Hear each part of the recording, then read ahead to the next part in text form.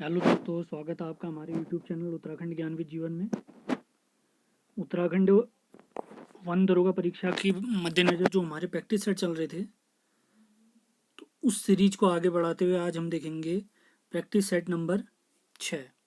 इसमें हम class 9th की जो बायो का चैप्टर है, पहला चैप्टर जीवन की मौलिक इकाई, फंडामेंटल यूनिट ऑफ लाइफ, यानी जिसे सेल यानी कोशिका कहते हैं, उस चैप्टर को हम कंप्लीट करेंगे। सबसे पहले मैं कुछ मोस्ट इंपॉर्टेंट फैक्ट आपको बताऊंगा। उसके बाद हमारे पास टोटल 50 क्वेश्चन है, तो सभी लोग उन क्वेश्चनों के जवाब भी देंगे। तो बहुत ध्यानपूर्वक पहले फैक्ट पढ़ेंगे हम, उसके बाद फिर क्वेश्चन सीरीज में जाएंगे। और आंसर देने के लिए ज़्यादा टाइम आपको मिलेगा नहीं, तुरंत जवाब देने आपने। आज ज़्यादा क्वेश्चन है तो सभी लोग बहुत ध्यानपूर्वक आंसर देंगे। तो ये हमारे क्लास 9th का जो सिलेबस है उसमें जो चैप्टर दे रखे हैं, चैप्टर नंबर 1 से 4 तक हम पिछले लेक्चर में कंप्लीट कर चुके हैं। आज हमारा चैप्टर नंबर 5 है। रात 8 बजे आज हम देखेंगे चैप्टर नंबर 6। अगर कोई और चैप्टर भी कंप्लीट हुआ तो मैं आपको बता दूंगा। इसके अलावा चैप्टर नंबर 9 से लेकर या 8 से लेकर 12 तक जो फिजिक्स का हिस्सा है वो हम कंप्लीट कर चुके हैं। तो इसी के साथ आज या कल में हमारा 9th की हमारी जो साइंस की बुक है वो पूरी समाप्त हो जाएगी। पुराने वीडियो ज़रूर देखिए, फैक्ट ढूंढ ढूंढ के निकाल रखे हैं, तो बहुत ध्यानपूर्वक वीडियो ज़रूर देखिए, बहुत फ़ायदा होने वाला है। नोट्स ज़रूर बनाएं, और जैसे ये किताब हमारी समाप्त होगी उसके बाद हम 10th की साइंस स्टार्ट करेंगे। तो स्टार्ट करते हैं जीवन की मौलिक इकाई जिसे कोशिका कहते हैं, और कोशिका के अध्ययन को कहते हैं कोशिका विज्ञान। कोशिका विज्ञान इंग्लिश में कहेंगे तो इसको साइटोलॉजी, यहाँ पे लिखा भी है देखिए, कोशिका के अध्ययन को the study of cells. What is study of cells? तो साइटोलॉजी कहते हैं इसको, CYTOLOGY, हिंदी में कोशिका विज्ञान। तो जितने भी इंपॉर्टेंट पॉइंट मेरे हिसाब से हो सकते थे मैंने सारे कवर करे। लगभग 100 से ज़्यादा इंपॉर्टेंट पॉइंट यहाँ पर मिलेंगे आपको, और 50 क्वेश्चन आपको मिलेंगे हमारे प्रैक्टिस सेट में। तो स्टार्ट करते हैं। पहला पॉइंट है जीवन की सबसे छोटी कार्यात्मक एवं संरचनात्मक इकाई, इसे कहते हैं कोशिका। कोशिका यानी सेल, CELL। इसकी खोज किसने करी? रॉबर्ट हुक ने। कब करी? 1665 में करी। अगला पॉइंट है कोशिका में केंद्रक, न्यूक्लियस कहते हैं जिसे, कोशिका झिल्ली के बीच, सेल मेम्ब्रेन के बीच क्या पाया जाता है? तो कोशिका द्रव्य पाया जाता है जिसे साइटोप्लाज्म कहते हैं। साइटोप्लाज्म। कोशिका में केंद्रक, न्यूक्लियस और कोशिका झिल्ली के बीच क्या पाया जाता है? कोशिका द्रव्य पाया जाता है, इसे साइटोप्लाज्म भी कहते हैं। अगला पॉइंट है कोशिका के अध्ययन को क्या कहा जाता है? साइटोलॉजी कहा जाता है, कोशिका विज्ञान या साइटोलॉजी। अगला महत्वपूर्ण तथ्य, सभी लोग ध्यानपूर्वक सुने, अपने नोट्स भी बनाए, स्क्रीनशॉट लेना चाहते तो ले सकते हैं। तो अगला पॉइंट है सबसे छोटी कोशिका बताइए, तो ये है माइकोप्लाज्म गैलीसेप्टिकम, गैलीसेप्टिकमा। सबसे छोटी सेल कौन सा है? माइकोप्लाज्म गैलीसेप्टिकमा। सबसे लंबी कोशिका अगर मनुष्य में पूछे तो है तंत्रिका तंत्र, नर्वस सिस्टम। सबसे भारी व बड़ी कोशिका बताइए, तो यह है शुतुरमुर्ग का अंडा, ऑस्ट्रिच। ऑस्ट्रिच कहते हैं इसे, ध्यान देंगे। अगला महत्वपूर्ण तथ्य है कोशिका सिद्धांत किसने दिया था, यानी सेल थ्योरी किसने दी थी? तो स्नाइडेन और स्वान ने दी थी। कब दी थी? 1838-39 में। ये इंपॉर्टेंट नहीं है, किसने दी थी इंपॉर्टेंट है। तो कोशिका थ्योरी यानी सेल थ्योरी किसने दी थी? स्लाइडेन व स्वान ने। अगला महत्वपूर्ण तथ्य कोशिका के कितने प्रकार होते हैं? कोशिका के 2 प्रकार होते हैं, प्रोकैरियोटिक और यूकैरियोटिक। एक याद कर लीजिए, दूसरा ऑटोमेटिक याद हो जाएगा क्योंकि उसके अपोजिट चीजें दूसरी कोशिका में है। तो कोशिका के कितने प्रकार हैं? Prokaryotic, eukaryotic. हमारी जो बुक है उसमें हिंदी में भी यही नाम दिया गया, इंग्लिश में भी यही नाम दिया गया, तो ऐसे याद रखेंगे सभी लोग। तो सबसे पहले हम देखते हैं कोशिका का कौन सा प्रकार? प्रोकैरियोटिक। तो प्रोकैरियोटिक में क्या क्या चीजें हैं, अगर उनको कवर करें हम, सभी लोग बहुत ध्यानपूर्वक सुनेंगे। प्रोकैरियोटिक कोशिका, इसमें केंद्रक कला नहीं होती है, केंद्रक न्यूक्लियस भी नहीं होता है, कोशिकांग भी नहीं होते हैं, और हिस्टोन प्रोटीन भी नहीं होता है। केंद्रक कला, केंद्रक, कोशिकांग यानी कोशिका के जो पार्ट्स होते हैं वो, और हिस्टोन प्रोटीन नहीं पाया जाएगा, और माइटोकॉन्ड्रिया पाया जाता है इसमें। अगला महत्वपूर्ण पॉइंट, 70S प्रकार के राइबोसोम इसमें पाए जाते हैं। अब राइबोसोम क्या है अभी देखेंगे हम। 70s। देखिए प्रोकैरियोटिक में 70s प्रकार का मिलेगा और यूकैरियोटिक में 80s। 70s थोड़ा छोटा होगा, 80s थोड़ा बड़ा होगा, बस इतना ध्यान रखना आपने। अगला चीज श्वसन यानी सांस लेना इनमें किससे संभव होता है, तो इसमें प्लाज्मा झिल्ली होती है, उसकी वजह से श्वसन हो पाएगा। और कितने तंतु पाए, फिलामेंट पाए जाते हैं अगर पूछेंगे इसमें, तो एक तंतु इसमें पाया जाता है। और इसके एग्जाम्पल क्या हैं, जीवाणु, विषाणु, जीवाणु यानी बैक्टीरिया, वायरस, बैक्टीरियोफेज, नील हरित शैवाल इनमें पाया जाएगा। Blue green algae, blue green algae कहते हैं किसको, नील हरित शैवाल को। तो एक किन में पाया जाएगा, वायरस में, बैक्टीरियोफेज और नील हरित शैवाल में। बैक्टीरियोफेज, हमारी जो गंगा नदी का पानी कभी खराब नहीं होता है, ये बैक्टीरियोफेज की वजह से होता है, उसमें भी बैक्टीरियोफेज पाया जाता है, तो सभी लोग ध्यान देंगे। अब चलते हैं यूकैरियोटिक कोशिका में। अब यूकैरियोटिक में क्या क्या है, अब यूकैरियोटिक को कवर करें तो इसमें क्या क्या पाया जाएगा, तो केंद्रक कला पाई जाएगी, इसमें केंद्रक भी पाया जाएगा, कोशिकांग भी पाया जाता है और हिस्टोन प्रोटीन भी पाया जाता है। यानी प्रोकैरियोटिक में जो नहीं अवेलेबल था वो यहाँ अवेलेबल है। अब वहाँ पर राइबोसोम कितने एस प्रकार के थे, 70s प्रकार के राइबोसोम थे, तो यहाँ पर 80s प्रकार का राइबोसोम है, थोड़ा बड़ा। अब एग्जाम्पल अगर देखें तो शैवाल, शैवाल यानी एल्गी, यानी नीले और हरे शैवालों को छोड़कर, ब्लू ग्रीन एल्गी को छोड़कर सारे एल्गी में यूकैरियोटिक मिलेगा। और जंतु और वनस्पति में, यानी मनुष्यों में भी, और अपने जो बॉटनिकल वाली जितनी भी वनस्पतियाँ होती हैं, जीव जंतु जो भी हैं, वो सब इसमें पाया जाएगा। पादप वाले में भी ये पाया जाएगा, प्लांट सेल में। अब इनमें जो श्वसन होता है वो होता है माइटोकॉन्ड्रिया द्वारा। प्रोकैरियोटिक में श्वसन किससे हो रहा था, प्लाज्मा झिल्ली से। तो यूकैरियोटिक में जो श्वसन हो रहा है, सांस लेने की जो प्रक्रिया हो रही है, तो माइटोकॉन्ड्रिया के द्वारा हो रही है। तो प्रोकैरियोटिक में जो तंतु थे वो कितने थे, एक था। तो यूकैरियोटिक में 11 हैं, ये ध्यान देंगे। और इनमें लिंग प्रजनन, सेक्सुअल रिप्रोडक्शन कहते हैं इसको, जैसे हम ह्यूमन में होता है उसी प्रकार से होगा। यूकैरियोटिक में लिंग प्रजनन पाया जाता है। और इनमें जो प्रकाश संश्लेषण होता है वो किसकी वजह से होता है, क्लोरोप्लास्ट की वजह से होता है। अभी आगे हम पढ़ने वाले हैं क्लोरोप्लास्ट, क्रोमोप्लास्ट ये क्या है, ल्यूकोप्लास्ट ये क्या है, सब पढ़ने वाले हैं हम। तो प्रकाश संश्लेषण यानी फोटोसिंथेसिस, ये क्लोरोप्लास्ट की वजह से होता है, क्लोरोफिल में यही पाया जाता है, ध्यान देंगे सभी लोग।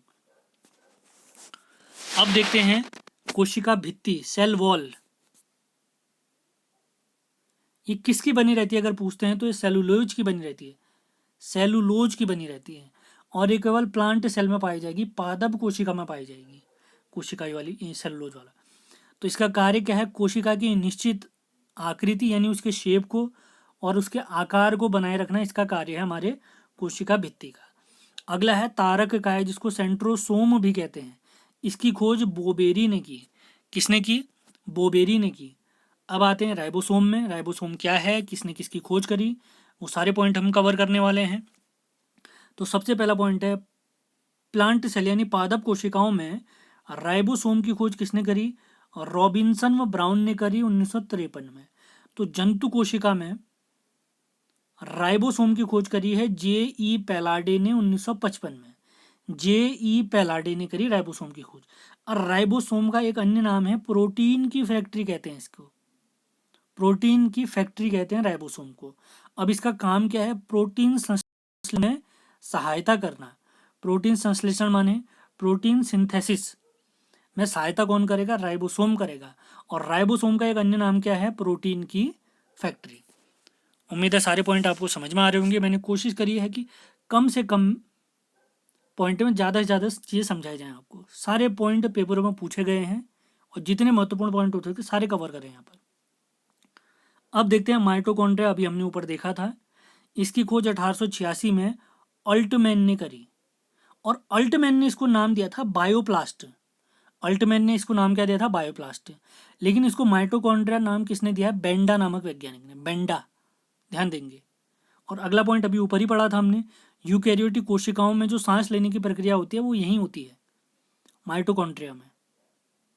अभी किन में पाया जाता है, किन में नहीं पाया जाता, बैक्टीरिया, जीवाणु और नील हरित शैवाल, ब्लू ग्रीन एल्गी, इनको छोड़कर ये सभी कोशिकाओं में पाया जाएगा। यानी किस किस में नहीं पाया जाएगा, बैक्टीरिया और नील हरित शैवालों में नहीं पाया जाएगा, ये ध्यान देंगे।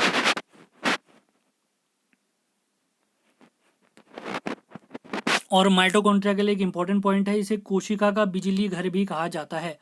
Power house of cell, power house of cell किसे कहते हैं? माइटोकॉन्ड्रिया। हमारे एनसीईआरटी का मोस्ट इंपॉर्टेंट पॉइंट है, यहाँ पर लिखा भी हमारी बुक में, तो ध्यान देंगे सभी लोग। माइटोकॉन्ड्रिया को कोशिका का बिजली घर भी कहते हैं। अब चलते हैं अगले पॉइंट्स पे, मोस्ट इंपॉर्टेंट पॉइंट। सबसे पहले गोल्जी का है, जिसको गोल्जी बॉडी भी कहते हैं, इसका अन्य नाम है लाइपोकॉन्ड्रिया। लाइपोकॉन्ड्रिया, इसकी खोज किसने करी? कैमियो गोल्जी ने करी। अगला महत्वपूर्ण तथ्य, कोशिका में अणुओं के यातायात यानी ट्रैफिक मैनेजमेंट का काम करेगा। एक अणु यहाँ पर है, एक अणु यहाँ पर है, तो इनको सही जगह पे पहुंचाने का काम यही करेगा। कोशिका में अणुओं का जो ट्रैफिक मैनेजमेंट होगा वो कौन करेगा? गोल्जी बॉडी करेगा। गोल्जी बॉडी या गोल्जी काय करेगा। अगला महत्वपूर्ण तथ्य, लाइसोसोम, इसकी खोज करी है डी दुवे ने। इनको 1974 में इसके लिए नोबेल पुरस्कार भी प्राप्त हुआ है। इसमें 24 प्रकार के एंजाइम पाए जाते हैं, और ध्यान देखेंगे ये एंजाइम प्रोटीन के बने होते हैं। कोशिका का भक्षण करने के कारण ये क्या करते हैं, जो शरीर के अंदर ही जो एसिड की वजह से पुरानी कोशिकाएं समाप्त होती हैं, नई कोशिकाएं बनने वाली हैं, तो पुरानी कोशिकाओं को समाप्त कर देता है ये लाइसोसोम। तो इसी वजह से इसको आत्मघाती थैली भी कहते हैं, सुसाइड बैग भी कहते हैं इसको, सुसाइड बैग। कोशिका का भक्षण, भक्षण मतलब खाने के कारण, उसको समाप्त करने के कारण इसको आत्मघाती थैली यानी सुसाइड बैग भी कहते हैं। सुसाइड बैग ऑफ सेल किसको कहते हैं? लाइसोसोम को कहते हैं। खोज किसने करी? डी दुवे ने करी। ध्यान देंगे, मोस्ट इंपॉर्टेंट पॉइंट। अब आते हैं हम लवक में, मोस्ट इंपॉर्टेंट पॉइंट ये भी, लवक प्लास्टिड। प्लास्टिड, इन्हीं की वजह से हमारे जो पेड़ पौधे हम देखते हैं, कोई हरा होता है, कोई रंगीन होता है, किसी में कोई कलर ही नहीं होता है, जड़ में जैसे देखा होगा हमने। तो लवक क्या है? केवल पादप कोशिकाओं में पाए जाएंगे, पेड़ पौधों में पाया जाएगा। ये 3 प्रकार के होते हैं, हरित लवक, अवर्णी लवक और वर्णी लवक। हरित लवक को क्लोरोप्लास्ट कहते हैं।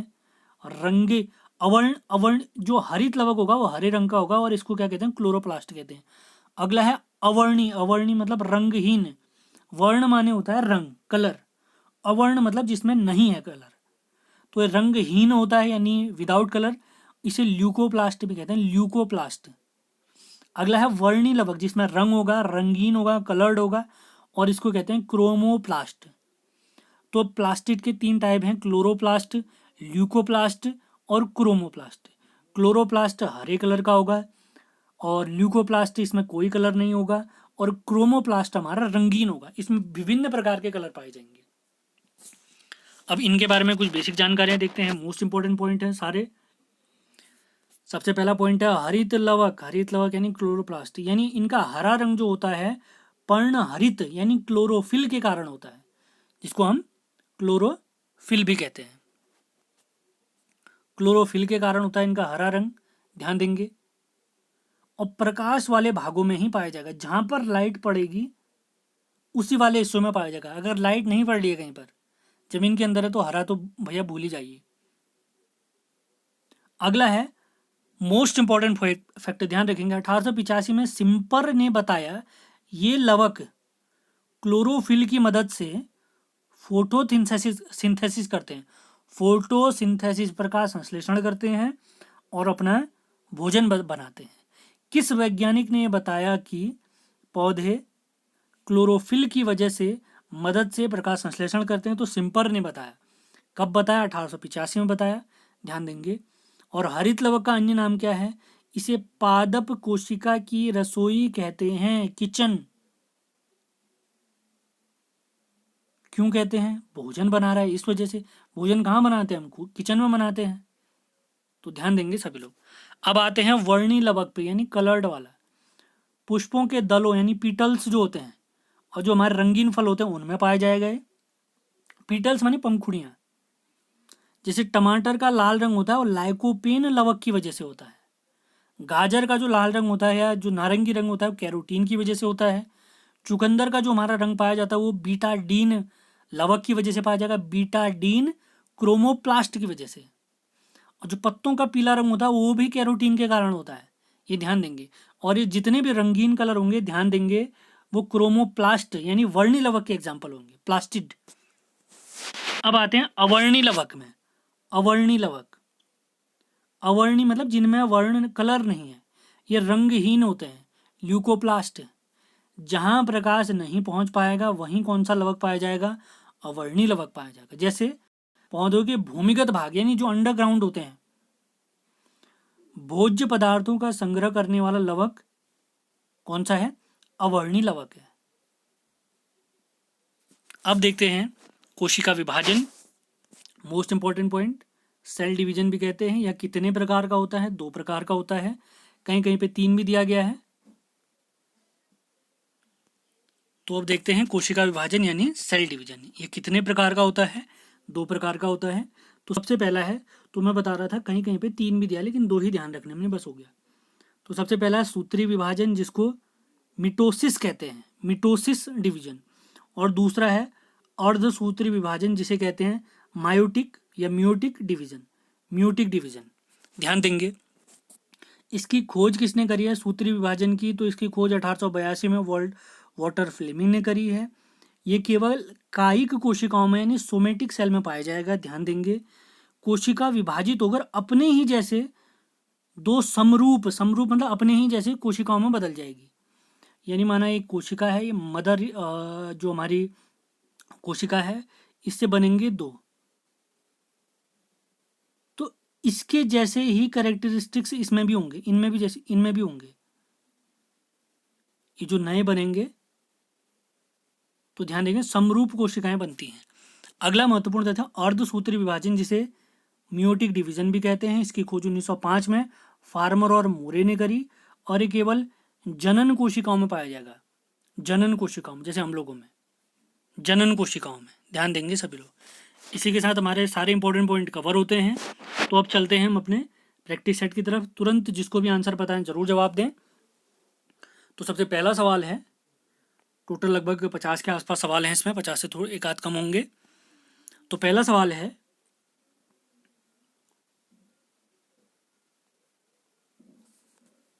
सेल नाम किस वैज्ञानिक ने सर्वप्रथम दिया था। तो सेल नाम किस वैज्ञानिक ने सर्वप्रथम दिया था, तो सभी लोग जवाब देंगे सेल नाम सर्वप्रथम किस वैज्ञानिक ने दिया था। तो इसका सही जवाब अभी बताया था हमने, रॉबर्ट हुक ने दिया था। अगले सवाल पे चलते हैं, तुरंत जवाब देने अगर पता है तो, नहीं पता है तो लिखिए। कौन सी रचना जंतु कोशिका को वनस्पति कोशिका से अलग करती है। कौन सी रचना जंतु कोशिका को वनस्पति कोशिका से अलग करती है। तो इसका सही जवाब है सेंट्रियोल, सेंट्रियोल। अगले सवाल पे चलते हैं, कोशिका में राइबोसोम की अनुपस्थिति से कौन सा कार्य नहीं हो पाता है। कोशिका में अभी बताया था थोड़ी देर पहले मैंने, कोशिका में राइबोसोम की अनुपस्थिति के कारण कौन सा कार्य नहीं हो पाता है। सभी लोग जवाब जरूर दें। तो श्वसन, उत्सर्जन, प्रोटीन संश्लेषण या कार्बोहाइड्रेट संश्लेषण, अभी बताया था, याद होगा आपको। तो इसका सही जवाब है कोशिका में राइबोसोम की अनुपस्थिति के कारण प्रोटीन संश्लेषण यानी प्रोटीन सिंथेसिस नहीं हो पाता है। अगला महत्वपूर्ण सवाल है, यदि माइटोकॉन्ड्रिया काम करना बंद कर दे तो कोशिका में कौन सा कार्य नहीं होगा। भोजन का अवकरण, भोजन का पाचन, भोजन का ऑक्सीकरण या भोजन का अवशोषण। सभी लोग जवाब जरूर दें जिसको भी आंसर पता है।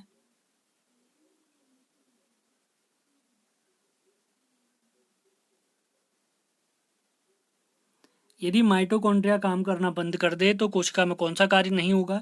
तो इसका सही जवाब है भोजन का ऑक्सीकरण नहीं हो पाएगा। भोजन का क्या नहीं हो पाएगा, ऑक्सीकरण नहीं हो पाएगा। अगले सवाल पे चलते हैं, 5वें सवाल पे। अभी ये भी बता रखा था मैंने आपको, देखिए वही सवाल पूछा भी गया यहाँ पर। कोशिका का ऊर्जा ग्रह, पावर हाउस ऑफ सेल किसे कहते हैं। Golgi body, nucleus, mitochondria, ribosome. 5वें सवाल का सभी लोग जवाब देंगे।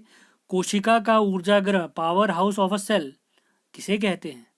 तो इस क्वेश्चन का सही जवाब है, 5वें क्वेश्चन का सही जवाब है माइटोकॉन्ड्रिया, अभी थोड़ी देर पहले ही बताया था आपको मैंने। अगले सवाल पे चलते हैं। निम्न में से कौन सबसे बड़ा कोशिकांग है? कोशिकांग मतलब पार्ट्स ऑफ, जैसे पार्ट्स ऑफ बॉडी होते हैं तो वैसे पार्ट्स ऑफ सेल। निम्न, छठे क्वेश्चन पे चलते हैं। छठा क्वेश्चन है, निम्न में से कौन सबसे बड़ा कोशिकांग है? निम्न में से कौन सबसे बड़ा कोशिकांग है? गुणसूत्र, माइटोकॉन्ड्रिया, गुणसूत्र मानी क्रोमोसोम, माइटोकॉन्ड्रिया, प्लास्टिड या गोल्जी बॉडी। तो छठे क्वेश्चन का सही जवाब है प्लास्टिड। लवक अभी देखा था हमने, वर्णी लवक, अवर्णी लवक और हरित लवक, याद आ रहा है आपको? अभी पढ़ा था हमने। अगले सवाल पे चलते हैं। कोशिका में प्रोटीन संश्लेषण कहाँ होता है? देखिए वही सवाल फिर से आ गया है। कोशिका में प्रोटीन संश्लेषण, प्रोटीन सिंथेसिस कहाँ होता है? कोशिका में प्रोटीन संश्लेषण कहाँ होता है? आज का प्रैक्टिस सेट 10 बजे लाने का यही मकसद था, क्योंकि चैप्टर थोड़े बड़े हो रहे थे और बायो समझने में थोड़ी समस्या भी होती है। इस वजह से मैंने सोचा कि एक चैप्टर अभी कवर करा जाए और टाइम के हिसाब से अगला चैप्टर आज रात भी आ सकता है। तो जैसी प्लानिंग होगी मैं आपको ज़रूर बता दूंगा। तो कोशिका में प्रोटीन संश्लेषण कहाँ होता है? गोल्जी बॉडी, राइबोसोम, माइटोकॉन्ड्रिया या सेंट्रोल? ये तो हम पढ़ ही चुके हैं अभी। तो इसका सही आंसर क्या था? राइबोसोम। अगले सवाल पे चलते हैं। पादप कोशिका यानी प्लांट कोशिकाओं का सबसे बाहरी आवरण, बाहरी हिस्सा क्या कहलाता है? Outer boundary. ऑप्शन है कोशिका झिल्ली, कोशिका भित्ति, टोनोप्लास्ट या अंतः प्रद्रव्य जालिका। ER कहते हैं, कुछ ऐसे कहते हैं इसको। कोशिका झिल्ली cell membrane, tonoplast cell wall. तो घर की रक्षा के लिए आदमी क्या बनाता है? दीवारें बनाता है, नहीं बनाता है? तो आठवें का सही जवाब क्या है? कोशिका भित्ति, सेल वॉल, कोशिका भित्ति। पादप कोशिकाओं का बाहरी आवरण क्या है? कोशिका भित्ति। अगले सवाल पे चलते हैं। 10वें सवाल पे चलते हैं। कोशिका द्रव्य में उपस्थित महीन, शाखित, झिल्लीदार और अनियमित नलिकाओं का घना जाल क्या कहलाता है? गोल्जी बॉडी, राइबोसोम, माइटोकॉन्ड्रिया, अंतः प्रद्रव्य जालिका। 10वें सवाल, कोशिका द्रव्य में उपस्थित महीन शाखाओं वाली यानी ब्रांच वाली झिल्ली नुमा अनियमित नलिकाओं को, इनका जो घना जाल होता है उसे क्या कहते हैं? सभी लोग जवाब जरूर दें। तो इसका सही जवाब है अंतः प्रद्रव्य जालिका। अंतः प्रद्रव्य जालिका। अगला सवाल है, प्रोटीन निर्माण का सक्रिय स्थल कौन सा है? देखिए सवाल फिर से रिपीट हो गया है। तो प्रोटीन निर्माण का सक्रिय स्थल कौन सा है? राइबोसोम है। अगले सवाल पे चलते हैं। कौन सा कोशिकांग केवल पादप कोशिकाओं में पाया जाता है? Which parts of a cell is only found in plant cell? कोशिका भित्ति, लवक, रिक्तिकाएं या उपरोक्त सभी? कोशिका भित्ति, लवक, रिक्तिकाएं या उपरोक्त सभी? तो 12वें क्वेश्चन का सही जवाब है ऑल, उपरोक्त सभी। अगले सवाल पे चलते हैं। कोशिकीय श्वसन का श्वसन यानी जो सांस लेते हैं का सक्रिय स्थल कौन सा है? कोशिका में श्वसन का सक्रिय स्थल कौन सा है? कोशिका में श्वसन का सक्रिय स्थल अभी थोड़ी देर पहले बताया था मैंने, याद आ रहा होगा आपको। यूकैरियोटिक, प्रोकैरियोटिक, याद करिए।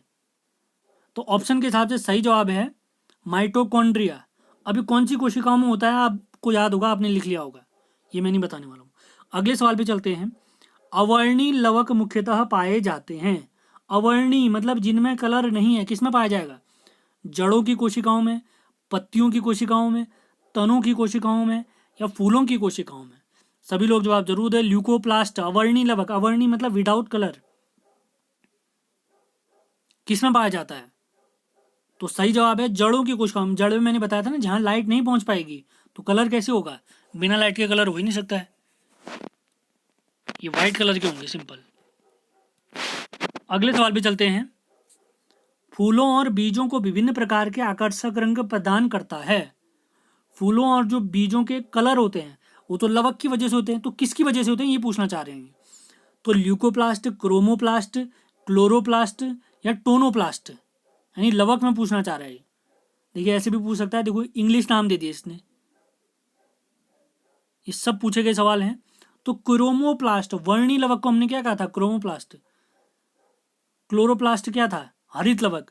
ल्यूकोप्लास्ट क्या था, अवर्णी लवक था। अगला सवाल है, ये भी आप लोग को आता होगा, पत्तियों का हरा रंग कौन प्रदान करता है। ऑप्शन है क्रोमोप्लास्ट, क्लोरोप्लास्ट, ल्यूकोप्लास्ट या टोनोप्लास्ट। पत्तियों को हरा रंग प्रदान करता है, कौन प्रदान करता है। क्रोमोप्लास्ट, क्लोरोप्लास्ट, ल्यूकोप्लास्ट या टोनोप्लास्ट। क्रोमोप्लास्ट तो रंगीन कलर देता है, ल्यूकोप्लास्ट तो कोई कलर ही नहीं देता है। तो 16वें क्वेश्चन का सही जवाब है क्लोरोप्लास्ट। क्लोरोफिल तभी तो पाया जाता है इसमें। अगला सवाल देखिए, जो मैंने बताया था वही आ गया, आरआरबी में पूछा गया सवाल भी है ये। कोशिका की आत्महत्या की थैली किसे कहते हैं। कोशिका की आत्महत्या की थैली, सुसाइड बैग ऑफ सेल, किसे कहते हैं। लाइसोसोम, राइबोसोम, न्यूक्लियोमस और गोल्जी बॉडी। सभी लोग जवाब जरूर दें। तो इसका सही जवाब है लाइसोसोम। क्यों, अपनी ही सेल को खा देता है अंदर। अगले सवाल पे चलते हैं। लाइसोसोम में पाए जाने वाला एंजाइम, लाइसोसोम में पाया जाने वाला वह एंजाइम जिसमें जीव द्रव्य को घुला देने या नष्ट कर देने की, देखिए वही वाला सवाल, इसी वजह से इसको आत्महत्या की थैली भी कहते हैं। तो वो कौन सा एंजाइम है जिसकी वजह से जीव द्रव्य को वो घुला देगा या नष्ट कर देगा। तो ऑप्शन है सेल सेप, साइटोप्लाज्म, न्यूक्लियोप्लाज्म और हाइड्रोलाइटिक एंजाइम। तो इस क्वेश्चन का सही जवाब है हाइड्रोलाइटिक एंजाइम। अगले सवाल पे चलते हैं।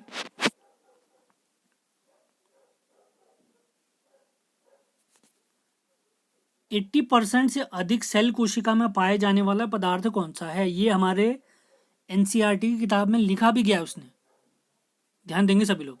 और बीपीएससी, बिहार पीएससी की परीक्षाओं में पूछा गया सवाल भी है। 80% से अधिक सेल कोशिका में पाया जाने, सेल यानी कोशिका में पाया जाने वाला पदार्थ कौन सा है। प्रोटीन, चर्बी, खनिज या जल। सभी लोग जवाब जरूर देंगे। तो इस क्वेश्चन का सही जवाब है जल, वाटर। अगले सवाल पे चलते हैं। निम्नलिखित में से कौन सा कोशिका अंगक मुख्य रूप से पाचक एंजाइमों के संग्रहाकार की तरह कार्य करता है।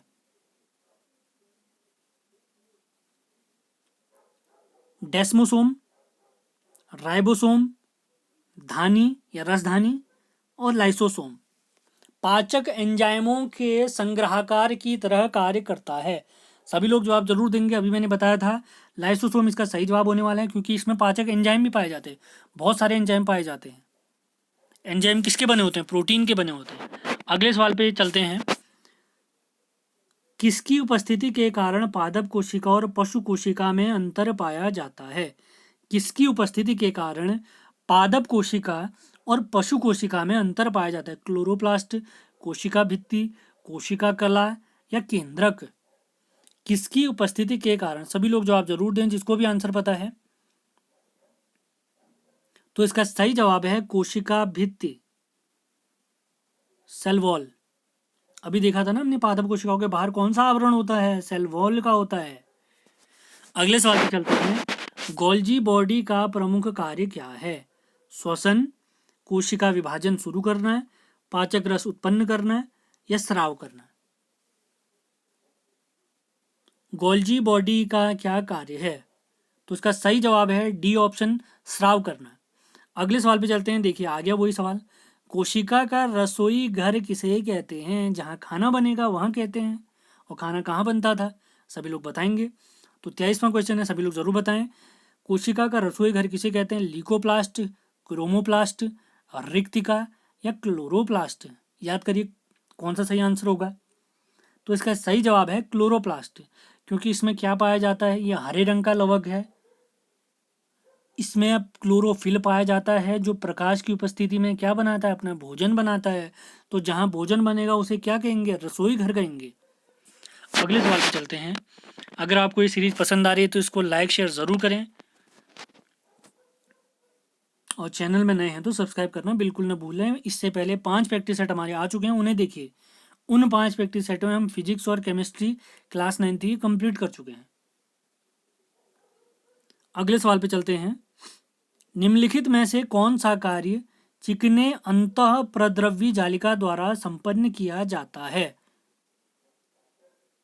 ऑप्शन है द्रवों का अभिगमन, प्रोटीन का संश्लेषण, लिपिड का संश्लेषण, या स्टेरॉयड हार्मोन का संश्लेषण। अभिगमन मतलब यातायात, चलना।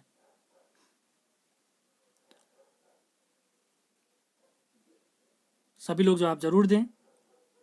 अंतः प्रद्रव्य जालिका द्वारा संपन्न नहीं होता है। निम्नलिखित में से कौन सा कार्य अंतः प्रद्रव्य जालिका द्वारा संपन्न नहीं होता है, कह रहा है। तो ऑब्वियस बात है भैया, प्रोटीन का संश्लेषण नहीं होगा। प्रोटीन का संश्लेषण कहाँ होता है, मैं बता चुका हूँ आपको। अगले सवाल पे चलते हैं। माइटोकॉन्ड्रिया, अच्छा सवाल है ये भी। Mitochondria, power house of a cell. Mitochondria की खोज किसने करी? अल्टमैन, डी दुवे, पैलेट, या बोवेरी। सभी लोग जवाब जरूर दें। माइटोकॉन्ड्रिया की खोज किसने करी? तो इसका सही जवाब है अल्टमैन ने माइटोकॉन्ड्रिया की खोज करी। किसने करी? अल्टमैन ने करी। तो अगले सवाल पे चलते हैं। 26वां सवाल है। कौन सा अंगक प्रायः जंतु कोशिका में नहीं होता है? लवक, गोल्जी बॉडी, माइटोकॉन्ड्रिया, अंतःप्रद्रव्य जालक। लवक, गोल्जी बॉडी, माइटोकॉन्ड्रिया, या अंतःप्रद्रव्य जालक। सभी लोग जवाब जरूर दें। तो इसका सही जवाब है, ये किस में नहीं पाया जाएगा? लवक नहीं पाया जाएगा। लवक की वजह से क्या होते हैं? कलर होते हैं। और लवक केवल किस में पाया जाता है? प्लांट सेल में पाए जाते हैं। हम लोगों में नहीं पाया जाएगा, जंतु कोशिकाओं में नहीं पाया जाएगा। अगले सवाल पे चलते हैं। लाइसोसोम्स क्या कार्य करते हैं? बता चुका हूं मैं ऊपर आपको। ऑप्शन है प्रोटीन संश्लेषण, प्रोसेसिंग एंड पैकेजिंग, अंतःकोशिकीय पाचन, या वसा संश्लेषण, फैट सिंथेसिस। लाइसोसोम क्या कार्य करते हैं? कई बार बता भी चुका हूं। तो इसका सही जवाब है अंतःकोशिकीय पाचन का काम करते हैं। अगले सवाल पे चलते हैं। इंपॉर्टेंट सवाल है। कोशिका भित्ति, सेल वॉल, कोशिका भित्ति से रिलेटेड ये तीसरा सवाल है हमारे अभी तक का। तो ये क्या होती है? ये पारगम्य होती है, यानी आर पार देखा जा सकता है। अर्ध पारगम्य मतलब आधा आर पार देखा जा सकता है। चयनात्मक पारगम्य मतलब जब ये चाहेगी तब देखेगी। या अपारगम्य यानी कुछ भी नहीं देखा जा सकता इसके आर पार। तो इसका कोशिका भित्ति यानी सेल वॉल का सही जवाब है पारगम्य, यानी इसके आर पार देखा जा सकता है। अगला सवाल है। माइटोकॉन्ड्रिया का भीतरीय वलन क्या कहलाता है? इसके अंदर जो भीतरी वलय होगा, इस तरीके से वलन होगा, गोलाकार कुछ आकृति होगी, उसे क्या कहते हैं? ऑप्शन है क्रिस्टी, ऑक्सीसोम्स, मैट्रिक्स, या माइक्रोसोम्स। सभी लोग जवाब जरूर दें अगर पता है। नहीं पता है तो आंसर लिखें, मैं बताऊंगा। तो माइटोकॉन्ड्रिया का जो भीतरी वलन होता है, इसका सही जवाब है क्रिस्टी। अगले सवाल पे चलते हैं। माइटोकॉन्ड्रिया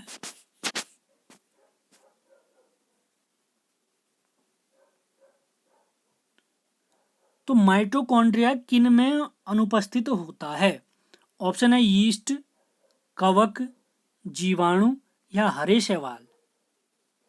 यीस्ट, कवक फंजाई, जीवाणु बैक्टीरिया, हरे शैवाल ग्रीन एल्गी, और यीस्ट तो यीस्ट होता है। तो तीसरे क्वेश्चन का माइटोकॉन्ड्रिया किस में अनुपस्थित होता है? नहीं होता है, नॉट प्रेजेंट। तो ये जीवाणु में नहीं होता है, यानी बैक्टीरिया में नहीं होता है। अगले सवाल पे चलते हैं।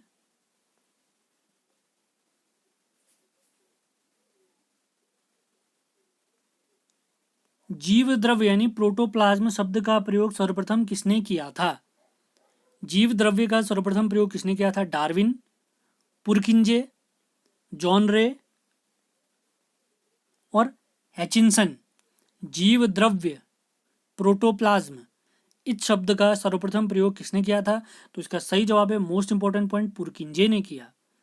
अगले सवाल पे चलते हैं। जीव द्रव्य जीवन का भौतिक आधार है। जीव द्रव्य जीवन का भौतिक आधार है, यह कथन किसका था? ऑप्शन है हेनरी, लेमार्क, हक्सले या ट्रेवी रेनस। सभी लोग जवाब जरूर देंगे। जीव द्रव्य जीवन का भौतिक आधार है, प्रोटोप्लाज्म जीवन का भौतिक आधार है।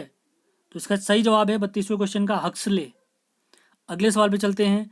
डीएनए के हेलिक्स प्रारूप को पहली बार किसने प्रस्तावित किया था?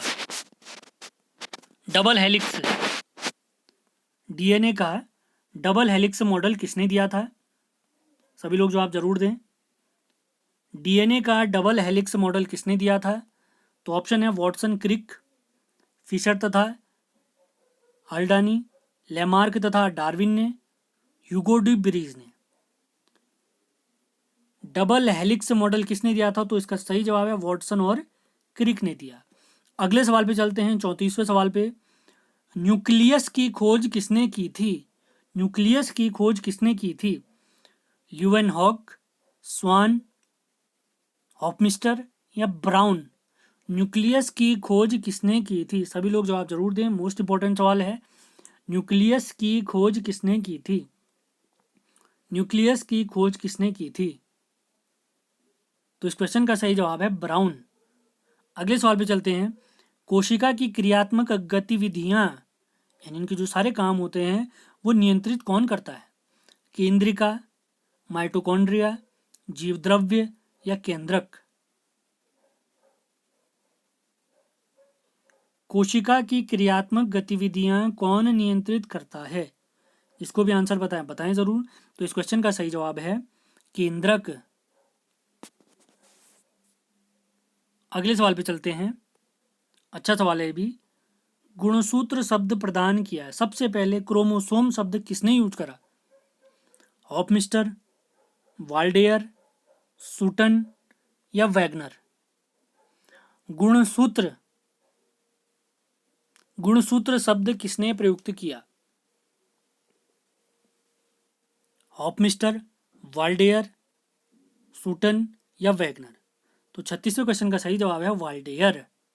सभी लोग बहुत ध्यानपूर्वक सुने, आंसर पता है तो बताएं, नहीं पता है तो लिखें, पूछे जा सकते हैं सवाल। अगले सवाल पे चलते हैं।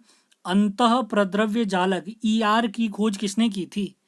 अंतः प्रद्रव्य जालक, इसकी खोज किसने करी थी? सूटन, पोर्टर, वॉटसन या रॉबर्ट्स? अंतः प्रद्रव्य जालक, तो इसका सही जवाब है इसकी खोज करी थी किसने? पोर्टर ने करी थी। अगले सवाल पे चलते हैं। इलेक्ट्रॉन सूक्ष्म दर्शी की खोज किसने की? इलेक्ट्रॉन सूक्ष्मदर्शी की खोज किसने की? सभी लोग जवाब जरूर दें। ऑप्शन है नाल तथा रास्का ने, स्लाइडेन व स्वान ने, फ्लेमिंग तथा ब्राउन ने या वॉटसन तथा क्रिक ने?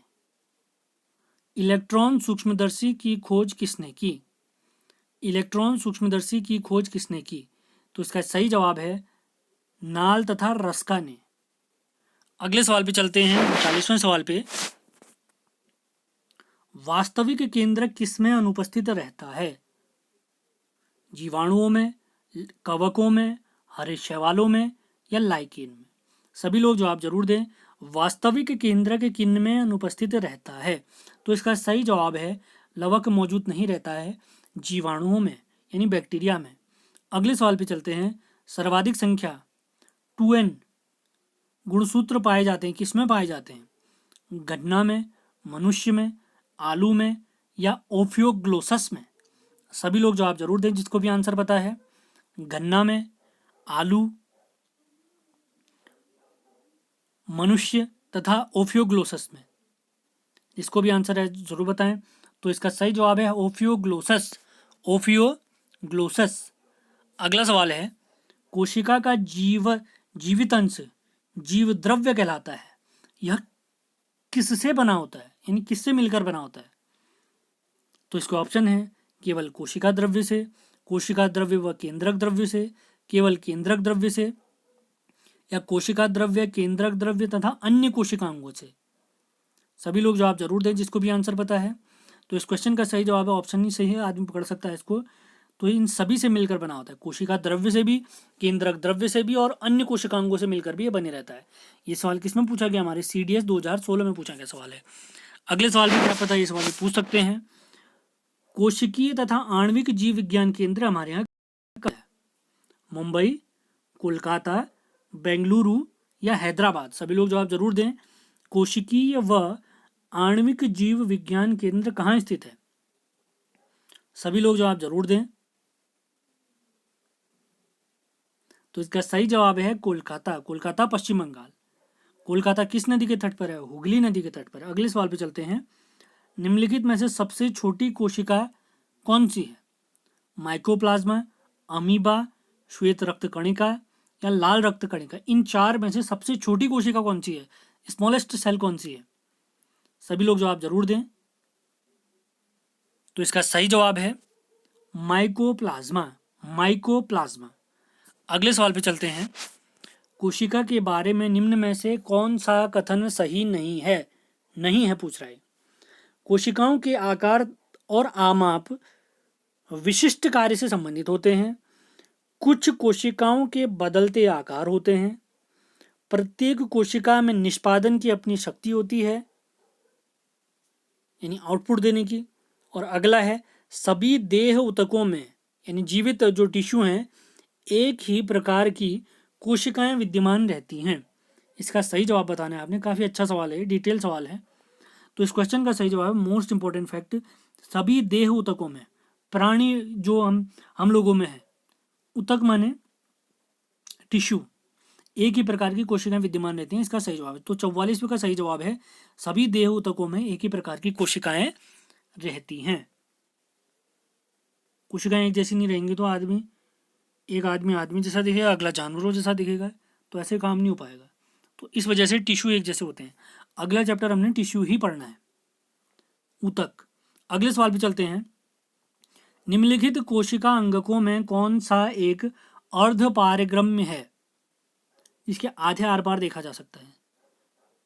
कोशिका झिल्ली, कोशिका भित्ति, प्लाज्मा झिल्ली या केंद्रक? सभी लोग जवाब जरूर दें जिसको भी आंसर पता है। निम्नलिखित कोशिका अंगकों में कौन सा एक अर्धपारगम्य है? तो इसका सही जवाब है 45वें क्वेश्चन का, कोशिका झिल्ली, सेल मेम्ब्रेन। अगले सवाल पे चलते हैं, एनडीए में पूछा गया सवाल है, दोनों सवाल एनडीए में पूछे गए सवाल हैं। निम्नलिखित पोषकों में से कौन सा एक पौधे की कोशिका भित्ति का एक संरचनात्मक घटक है? यानी ये एग्जाम्पल जो दे रखे हैं ये सेल वॉल के हिस्से हैं, कौन सा इसका हिस्सा है ये बताना है हमने। तो मैंगनीज, पोटेशियम, फास्फोरस या कैल्शियम? सभी लोग जवाब जरूर दें। यानी जो हमारी सेल वॉल होती है उसमें कौन सा पाया जाता है, क्या पाया जाता है इनमें से? मैंगनीज, पोटेशियम, फास्फोरस या कैल्शियम? तो क्वेश्चन का 46वें क्वेश्चन का सही जवाब है कैल्शियम। कैल्शियम। अगले सवाल पे चलते हैं, न्यूक्लियस के बाहर डीएनए कहाँ मिलता है? न्यूक्लियस के केंद्रक के बाहर डीएनए कहाँ मिलता है? 47वां सवाल 47th क्वेश्चन है। ऑप्शन है Golgi body, ribosome, mitochondria,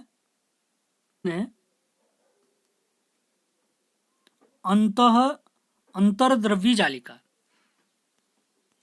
nucleus के बाहर डीएनए कहाँ मिलता है? गोल्जी बॉडी, माइटोकॉन्ड्रिया, राइबोसोम, अंतर्द्रव्यी जालिका। ER कहा था जिसको हमने। तो इस क्वेश्चन का सही जवाब है माइटोकॉन्ड्रिया। न्यूक्लियस के बाहर डीएनए कहाँ मिलता है? माइटोकॉन्ड्रिया में मिलता है, इसका अपना डीएनए होता है। अगले सवाल पे चलते हैं, निम्नलिखित में से किस कोशिका अंगक से लाइसोसोम बनता है? निम्नलिखित में किस कोशिका अंगक से लाइसोसोम बनता है? केंद्रक, अंतर्द्रव्यी जालिका, गोल्जी बॉडी या राइबोसोम सभी लोग जवाब जरूर देंगे। तो इस क्वेश्चन का सही जवाब है गोल्जी बॉडी।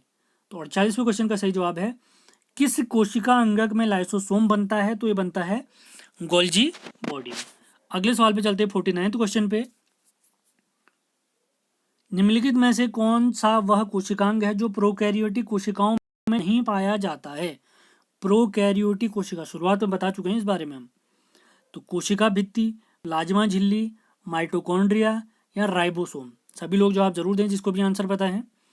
कोशिका भित्ति, प्लाज्मा झिल्ली, माइटोकॉन्ड्रिया या राइबोसोम? सभी लोग जवाब जरूर दें। तो इस क्वेश्चन का सही जवाब है माइटोकॉन्ड्रिया।